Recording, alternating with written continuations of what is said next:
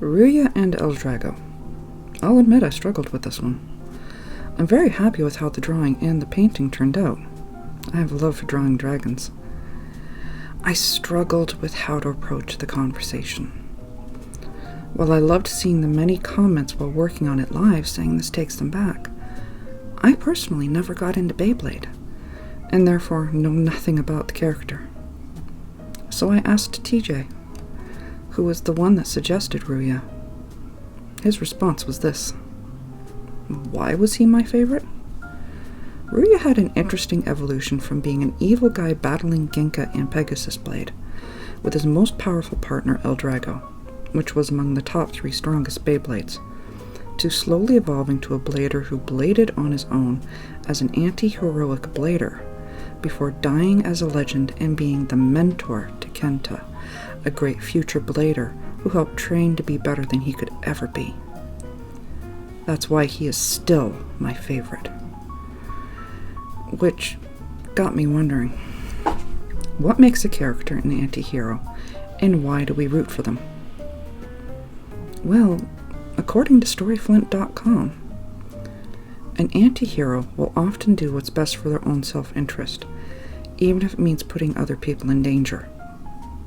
They're not necessarily evil, but they definitely don't have the same sense of honor and duty as a traditional hero does. The anti-hero's belief in something is what motivates them, and sometimes they can be morally gray. They're fighting for the greater good, just not necessarily playing by all the rules that a hero would follow. In this way, they can be more relatable to readers because their actions are understandable, even if you wouldn't do them yourself in real life. But because their methods are often questionable, this can lead to a lot of conflict and inner turmoil for the anti-hero. They're doing what they think is right, but it's hard to be proud of their questionable deeds when they were selfish or done at someone else's expense. One of the defining characteristics of anti-heroes is their unwillingness to play by the rules and live up to expectations put on them. They don't want someone else telling them what they can or cannot do, even if it's for their own good.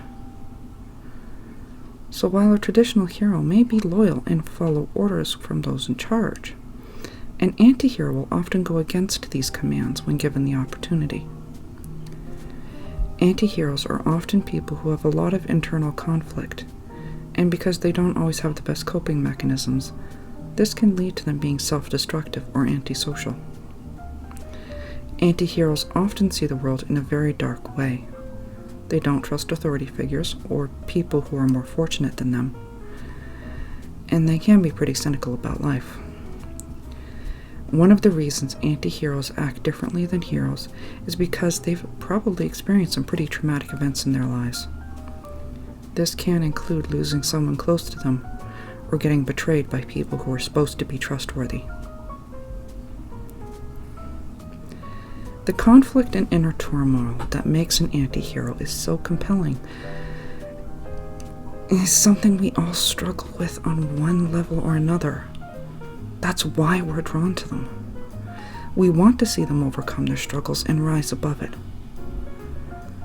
What I still don't understand is when we see people in our life having struggles and inner turmoil, why are they shunned and ostracized? Why do we celebrate flawed characters, but because it makes them seem more human, while we put down real people for having the flaws or struggles with the things some other people find easy? We all want to believe we are the hero of our story, but heroes see the good in others and help them rise above. Heroes don't badmouth or shun others for being different or having a different opinion. I am no hero, and I won't pretend otherwise. I am open about my flaws and struggles, particularly with my mental health. I often miss basic social cues that come easily to others, which leads to a lot of misunderstandings. The road I walked to get here was very rocky, and there are many things about my past I will never share, even to those closest to me. And I know all too well the sting of trusting people who didn't care about me the way I cared about them. While I try to see the good in things and people, I am far from the perfection of a hero. But I am also not the toxic villain that some will paint me to be. And if that makes me the anti-hero, I'm okay with that.